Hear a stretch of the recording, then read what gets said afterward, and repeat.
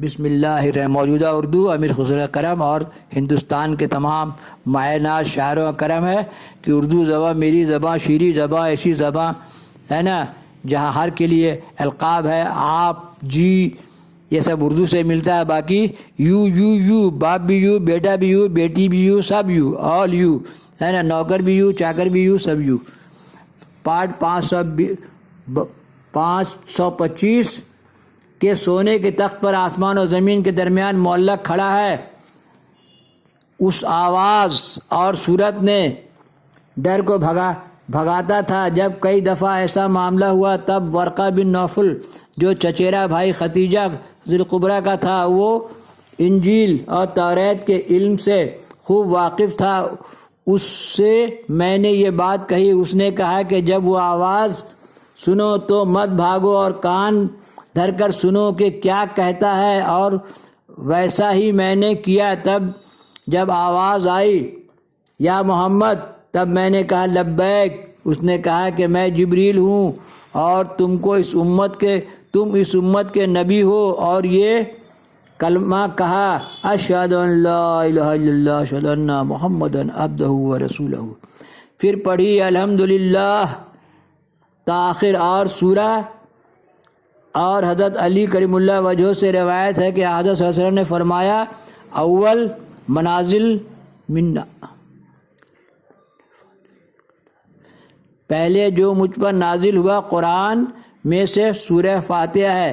یہ مناجات کے واسطے اور ہر نماز کے پہلے پڑھنے کے واسطے ہے. اور اسی طرح جو حاجات جس وقت ہوتی حضرت کو اس وقت وہی نازل ہو جاتی. ایک بڑا زبردست واقعہ ہے اور وہ لوگ بھی بتاتا ہے. یہ 101 مرتبہ الحمدللہ شریف پڑھ کے جس مصیبت جس پہ دعا کرے انشاءاللہ وہ ٹل جاتا ہے. میرا بھی آزمایا ہوا ہے. کوئی پریشانی، کوئی مصیبت، کوئی ایسا واقعہ پیش آئے 101 مرتبہ الحمدللہ شریف پڑھ کے دعا کرے انشاءاللہ. اور پھر یہ پڑھنے سے خیر و برکت اور روزی بھی ہے. اور ہر نماز کے پہلے پڑھنے کے واسطے ہے. اور کیونکہ یہ میرا آزمایا ہوا ہے. اور اسی طرح جو حاجات جس وقت ہوتی حضرت کو اس وقت وہی نازل ہوتی تھی. اور اقرا اس میں ربک محض تعلیم اور طاقت قرات کے واسطے نازل ہوئی ہے. اور کیفیت نزول اس کی یہ ہے کہ حضرت کو پہلے وہ چیز کی علامت وحی کی نازل ہوئی. سو سچے خواب دیکھنے لگے. اور جو کچھ کے خواب رات کو دیکھتے تھے اسی طرح دن کو مثل صبح صادق سے ظاہر ہو جاتا. بعد انبیاء علیہ السلام کے خواب سچے ہوتے. اس کے حضرت صلی اللہ علیہ وسلم غار حرا کے متصل مکہ معظمہ کے ہے تشریف فرما کے ہوتے تھے. اور چند روز کے کھانے پینے کا اسباب ہمراہ لے کر تنہا اس مکان میں تسبیح و تحلیل حق تعالیٰ کرتے تھے. غار حرا کے اندر جا کے آپ رہتے تھے. اور جب یہ اسباب کھانے پینے کا تمام ہو جاتا تب دولت خانہ میں تشریف لاتے. اور کبھی کبھی ماں خدیجہ کھانا وغیرہ لے جاتی تھی. اور 2-1 روز دولت خانہ میں تشریف رکھتے، پھر اس غار میں تشریف لے جاتے.